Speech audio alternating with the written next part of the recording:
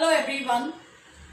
So far we have seen the definition of a cyclic group and we have also seen several examples of all combinations like finite group which is cyclic, finite non-cyclic, infinite group which is cyclic, infinite group which is non-cyclic. We also saw two very important examples of cyclic groups, namely set of integers with respect to addition, which is an example of an infinite cyclic group, and then Zn with respect to addition modulo n, which happens to be a finite cyclic group. Besides this, in the last lecture, we saw one important property of cyclic groups, namely that every cyclic group has to be abelian. And by taking the contrapositive of that, we proved that if a group is not abelian, it cannot be cyclic. We also addressed the question of the converse, whether if a group is abelian, does it necessarily have to be cyclic? And the answer is no. If you look at the group of rational numbers for addition, the group is abelian, but it is not cyclic. We will now look at the next property, that is, if G is a cyclic group generated by A, then G will also be generated by A inverse. In other words, if A is a generator for the cyclic group G, then A inverse must also be a generator. Okay, so let us assume that A is a generator for this group. We will prove that its inverse has also got to be a generator. So let's begin with the assumption that G is a cyclic group generated by the element A. That is, G is cyclic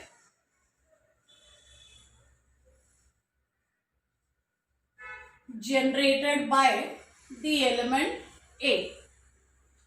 And recall what we mean by A being a generator. Every element in G should be expressed. It should be possible for us to express every element of G as an integral power of the generator. Now, I wish to prove that A inverse also becomes a generator. So, I should prove that every element in G can be expressed as an integral power of A inverse also. So, I begin with an arbitrary element. Let X belong to G. I know that G is cyclic generated by A. So, every element of G should be expressible as an integral power of A. So, I should be able to write X as A raised to some integer. And now it's just a matter of adjusting this equation. We can always write this as A inverse raised to minus n. Remember, laws of indices work. Here, if n is an integer, minus n is also an integer. So, we have managed to write x as an integral power of A inverse also. And x was any element of G. So, every element of G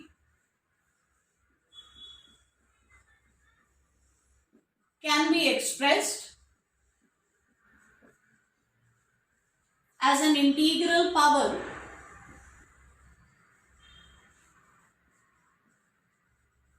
of A inverse also, and therefore A inverse becomes a generator.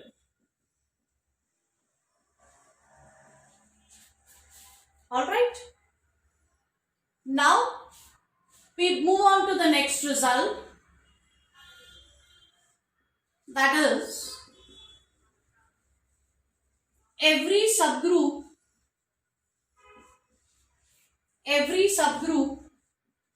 of a cyclic group,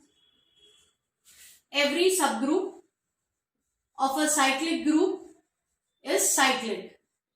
So we will prove that if we start with a cyclic group, then every subgroup of it automatically becomes cyclic.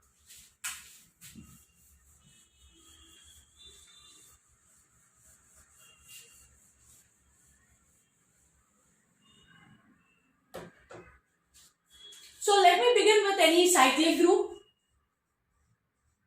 This is an important result. Let G be a cyclic group. The moment I talk about a cyclic group, it must have a generator. So when I say G is a cyclic group, it has to be generated by some element A in G. We will now prove that every subgroup of G also becomes cyclic. So I start with a subgroup of G. I take any subgroup of G and I will prove that H has to be cyclic. Now I will make two cases. When I say H is a subgroup of G, there are two possibilities. H could be the trivial subgroup, that means subgroup containing only identity, or it could be non-trivial, any other subgroup. So accordingly we will make two cases. So in the first case, suppose H is the trivial subgroup, it contains only identity. Well, if it contains only identity, then life is easy for us, because in that case H is a cyclic subgroup generated by E. Because remember, if you take integral powers of E, it will give you E itself.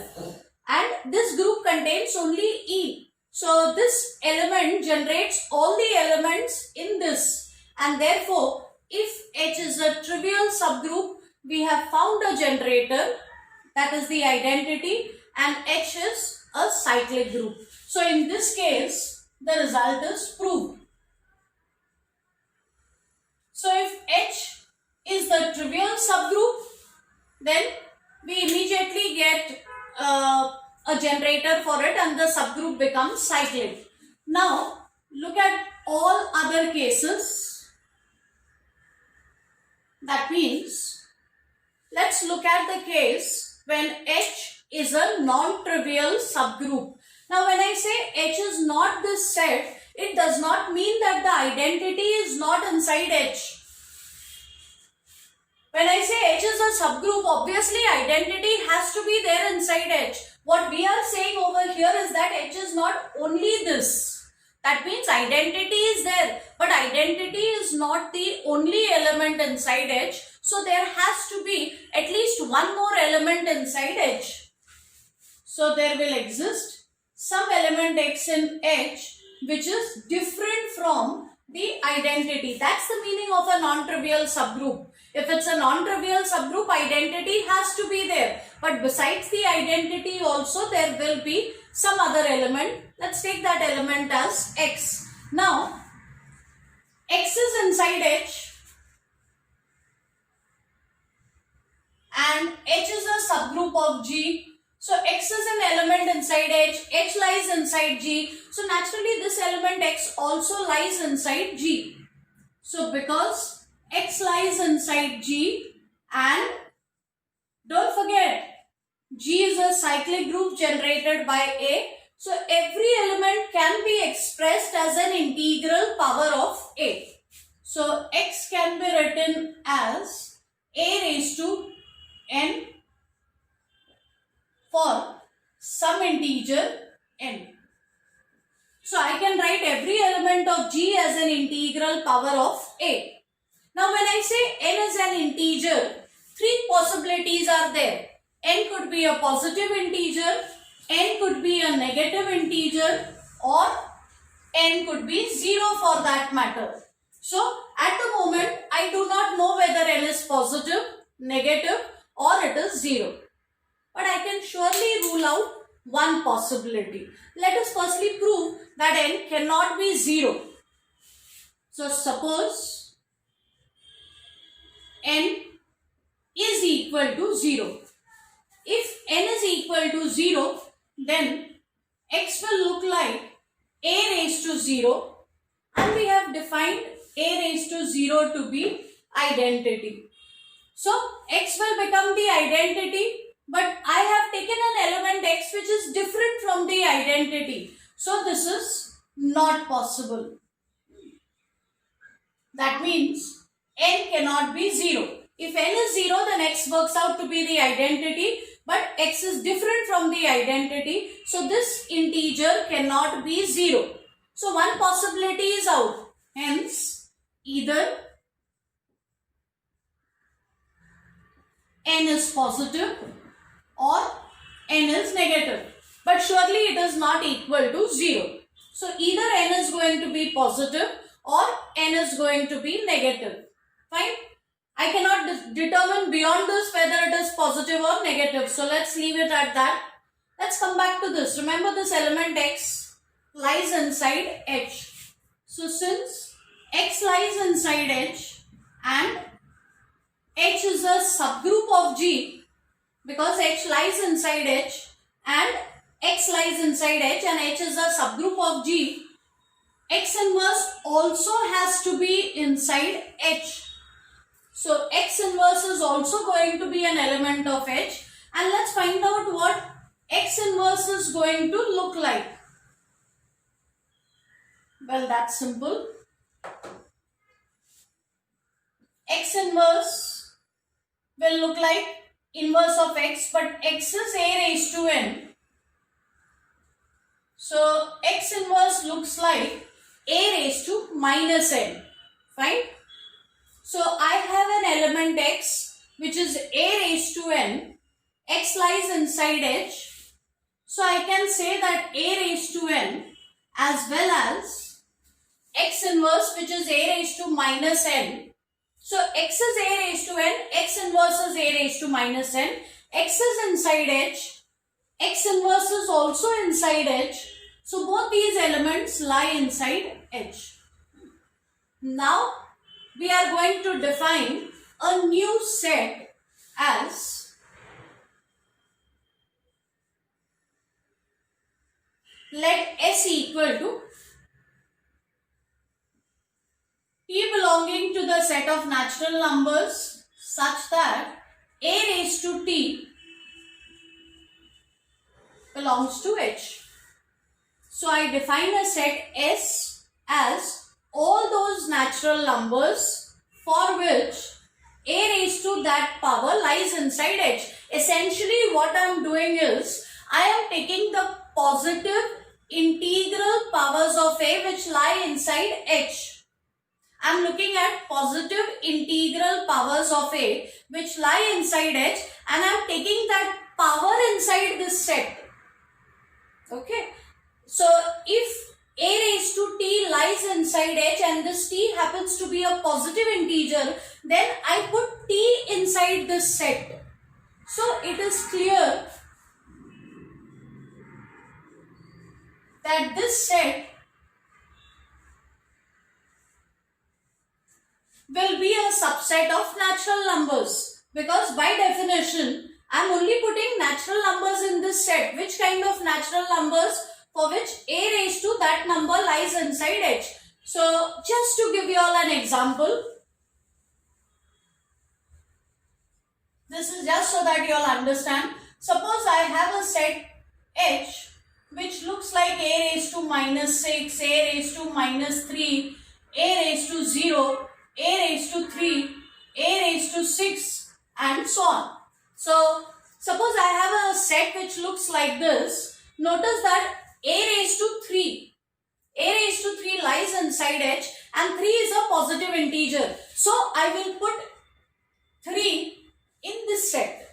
Because this is a positive power of a which lies inside H, I will put that power inside S. One other power that I can put inside S is 6.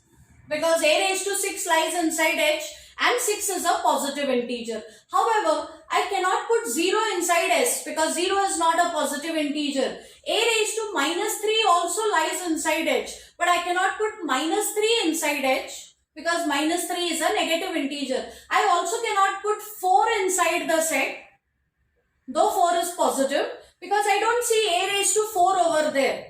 Okay, so I hope it is clear what we do. We look at a positive power of a which lies inside H and I pick up that power and I put it inside S. So essentially S is a subset of natural natural numbers. Fine. Next, I would like to make sure that this set is not empty. Okay. So how do we do that? I have to make sure that at least one element will belong to S. Look here. These two elements definitely lie inside H. And I don't really know whether n is positive or negative. If n is positive, then this is a positive power of A which lies inside H. So if n is positive, then this is a positive power of A which lies inside H, and this power will belong to S. Okay. So if n is positive, then because this is a positive power of A which lies inside H, this power will go inside S. But what happens if n is negative? Because here we said either n has to be positive or n has to be negative. Only one of the two things can happen, and I don't really know what is the case. So either n can be positive or it can be negative. So we have to also look at the case when n is negative. So suppose n is negative. If n is negative, no problem. Minus n will be positive. And here, this will be a positive power of A which lies inside H. So either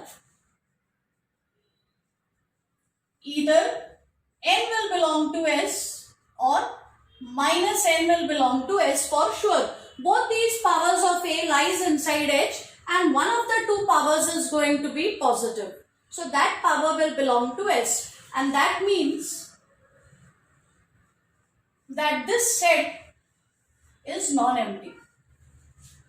So I have got a non-empty subset of the natural numbers, and if we have such a set, we can use well-ordering principle.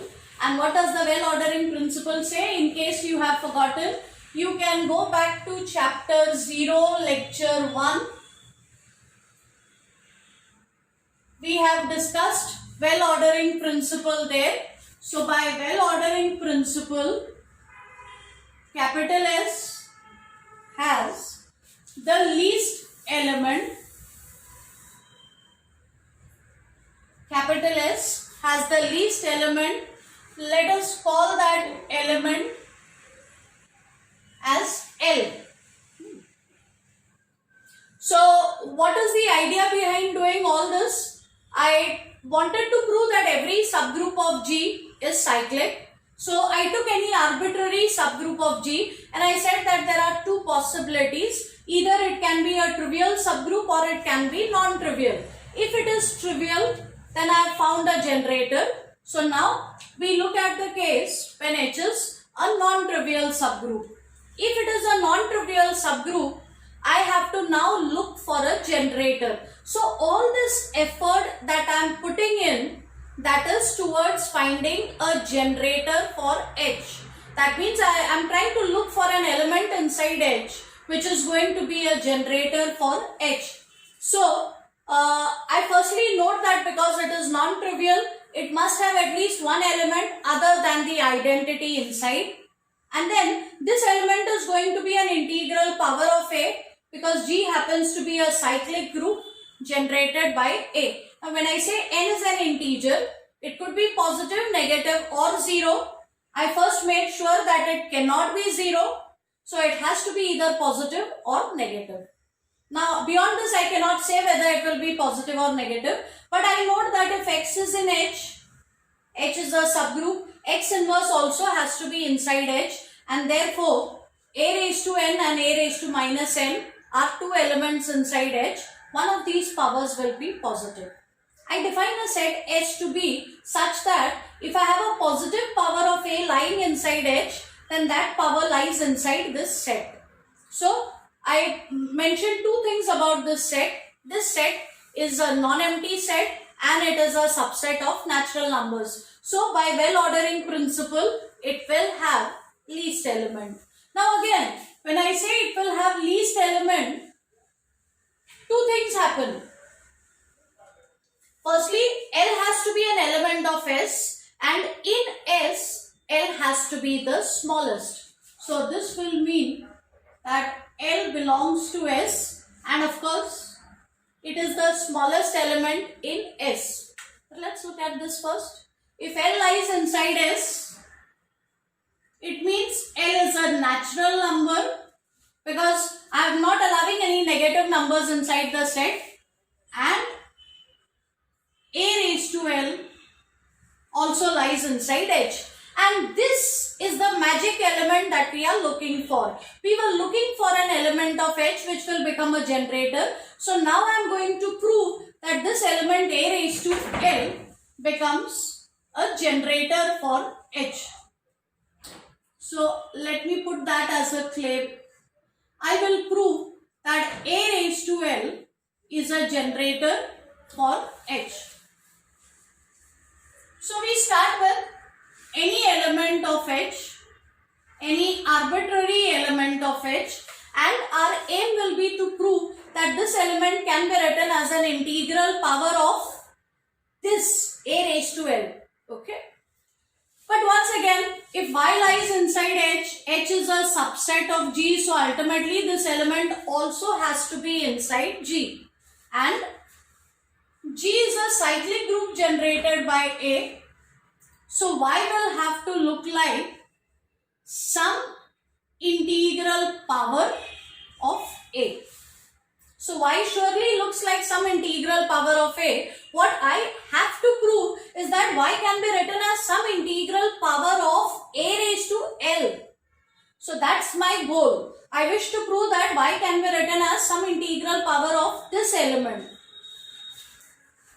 So I will use division algorithm. By division algorithm, I know that I will be able to find a quotient and a remainder such that M can be written as L times Q plus R, where the remainder is non-negative and it has to be smaller than modulus of the number that we are dividing with. I am dividing M by L, and somewhere I mentioned that L is a natural number, it's positive. So I don't need modulus of L, I can simply write L. Now I will prove that R has to be equal to 0. We'll tie it all up in the end, but for the moment just try to locally understand what we are trying to do. We wish to prove that R is equal to 0. And directly proving this is not easy, so we will use the method of contradiction. Suppose R is not 0, then R has to be strictly greater than 0, at the same time less than L. And now look at A raised to R. Look at A raised to R. Substitute for R. R is M minus L cube. So this will be M minus L cube. By laws of indices, I can write it as A raised to M, A raised to L raised to minus Q. Now where is this A raised to M? A raised to M, A raised to M is Y. A raised to M is Y and Y is inside H.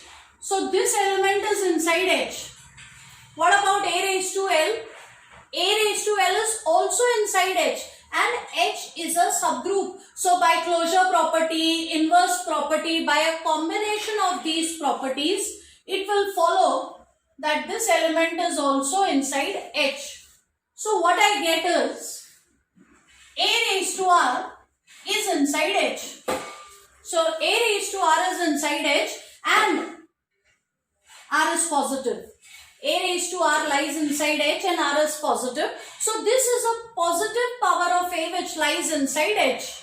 This is a positive power of A which lies inside H. Hence, this element R has to lie inside S. So R will belong to S. But simultaneously, I also know that R is smaller than L. So I also know that R is smaller than L, and this gives me a contradiction because I had said that L is the smallest element inside S. So I cannot find another element in S which is smaller than L. So this is a contradiction, And if we get a contradiction, it means that whatever assumption we had made, somewhere I had assumed that R is not 0. This assumption is wrong, and therefore R has to be equal to 0. And if R is equal to 0, look what happens. If R is equal to 0 in this equation, I'll get M is equal to N times Q, because the remainder is 0. And now let me make a final substitution. So this element y, which was a raised to m, looks like a raised to n cube, which is nothing but a raised to l raised to q. So this element y finally looks like an integral power of a raised to l, and y was any element of h. So we can conclude that every element of h can be expressed as an integral power of a raised to l, and therefore a raised to l becomes a generator of h, and that makes h a cyclic group, and h was any non-trivial subgroup of G. So in both cases we get a cyclic subgroup. Therefore every subgroup of a cyclic group has to be cyclic. This is an important result. We will also derive a few interesting corollaries from this in the next few lectures. That's all for now. Thank you.